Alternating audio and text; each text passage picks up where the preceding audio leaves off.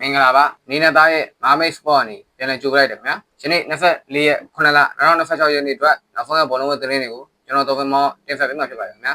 ပထမဦးဆုံးသတင်းတစ်ပုဒ်ဒီနေ့ကတော့အာဖင်နယ်အသင်းဟာနျူကာဖယ်အသင်းရဲ့အသက်28နှစ်အရွယ်ရှိဖြစ်တဲ့ဘရာဗီလေဗင်ကွင်းလေလူဘရူနိုဂူမာရက်ကိုတပတ်လောက်ခပေါင်း2သိန်းခွဲနဲ့ခေါ်ဖို့အတွက်ပုဂ္ဂိုလ်ရေးသဘောတူညီမှုရရှိခဲ့ဖြစ်ကြောင်းသိရတယ်ဒါပေမဲ့လည်းအာဖင်နယ်အသင်းနဲ့နျူကာဖယ်အသင်းတို့2သိန်းကြားမှာတော့ပြောင်းရွှေ့ကိစ္စဆက်လက်ဆွေးနွေးရမှာဖြစ်ကြောင်းသိရတယ်ခင်ဗျာနောက်ထပ်သတင်းတစ်ပုဒ်ဒီနေ့ကတော့စပိန်လာလီဂါလက်ရှိချန်ပီယံဘာဖီလိုနာအသင်းဟာအသက်32နှစ်အရွယ်ရှိပြီဖြစ်တဲ့မက်ဖီဒီအသင်းရဲ့စပိန်လူမျိုးကွင်းလင်လူရိုဒရီယိုရီယယ်မက်ဒရစ်နဲ့အပြိုင်ခေါ်ဖို့စိတ်ကားနေကြောင်းသိရတယ်ခင်ဗျာရိုဒီယာလက်ရှိမက်ဖီဒီအသင်းနဲ့လာမယ့်နေရာဒီမှာဖိုက်တန်ကွန်ဖာမှာဖြစ်ပြီးတော့ဒီကမ္ဘာသမားကိုဘာဖီလိုနာအသင်းကဗီနိုတက်တာနဲ့ရရှိရင်ခေါ်ဖို့အတွက်စိတ်ကားနေကြောင်းသိရတယ်ခင်ဗျာနောက်တဲ့သတင်းတစ်ပုဒ်အနေနဲ့ကတော့ဘရာဗီအသင်းရဲ့နီးပြကြီးအက်ဖယ်လော့ဒီကအီတလီလေဗင်အသင်းနီးပြရာတို့ကိုပြီးခဲ့တဲ့ရက်ကကန့်လန့်ခံရပေမဲ့လည်းညှက်ဖက်ပယ်ချခဲ့ကြောင်းသိရတယ်ခင်ဗျာအီတလီဘောလုံးအဖွဲ့ချုပ်ရဲ့အာဒရိုက်တာရဲ့ပြောပြချက်အရတော့ပြီးခဲ့တဲ့ရက်ပိုင်းမှာအီတလီဘောလုံးဖွဲ့ချုပ်ကဂွာဒီယိုလာနဲ့နီးပြရာတို့ဆွေးနွေးခဲ့တယ်ဒါပေမဲ့လည်းဂွာဒီယိုလာနဲ့ဆွေးနွေးမှုမတိုင်မှာအက်ဖယ်လော့ဒီနဲ့ဆွေးနွေးခဲ့ပြီးတော့အက်ဖယ်လော့ဒီကနီးပြရာတို့ကိုညှက်ဖက်ပယ်ချခဲ့တဲ့အတွက်ဂွာဒီယိုလာနဲ့ဆွေးနွေးခဲ့ခြင်းဖြစ်ကြောင်းအတီးဗီပြောကြားခဲ့တယ်ခင်ဗျာနောက်ထပ်သတင်းတစ်ပုဒ်အနေနဲ့ကတော့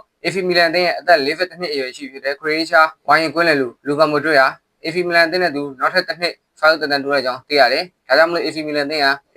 မှာလူကာမိုဒရစ်ဟာအခုလာမယ့်2026-29ဘောလုံးရသည်ကုန်အထိအေဖီမီလန်အသင်းမှာဆက်ရှိနေမယ်လို့သိရတယ်ခင်ဗျာနောက်ဆုံးသတင်းတစ်ပုဒ်အနေနဲ့ကတော့အာဖင်နယ်အသင်းအားထားရတဲ့ဝိုင်းနောက်ခံလူအသက်25နှစ်အရွယ်ရှိဖြစ်တဲ့ပြင်သစ်လေဗင်နောက်ခံလူဆာလီဘာရဲ့ကြောတန်ရခွဲဖိတ်ကုသပြမလိုဘဲနဲ့ပုံမှန်ကုထုံးနဲ့ကုသမယ်လို့အာဖင်နယ်အသင်းကထုတ်ပြန်ကြေညာခဲ့တယ်ဒါပေမဲ့လည်းဒီကုထုံးဟာလေဗင်2လ3လလောက်ကြာပိုင်းမှာဖြစ်တဲ့အတွက်အာဖင်နယ်အသင်းရဲ့ဂျာလီအဖာပွဲစဉ်ဒီကမ္ဘာသမားလွှဲချော်မှာဖြစ်ကြောင်းသိရတယ်ခင်ဗျာကျေးဇူးအများကြီးတင်ရှိပါတယ်ကျွန်တော်တို့မာမစ်စပေါ့နေပြီးတော့ဘောလုံးဝသတင်းတွေကိုနေ့စဉ်တင်ဆက်ပေးနေရဖြစ်ပြီးမာမစ်စပေါ့ Facebook Twitter နဲ့ YouTube စတဲ့ social media တွေမှာဆက်သွယ်ကြည့်ရှုနိုင်ပါမယ်ခင်ဗျာ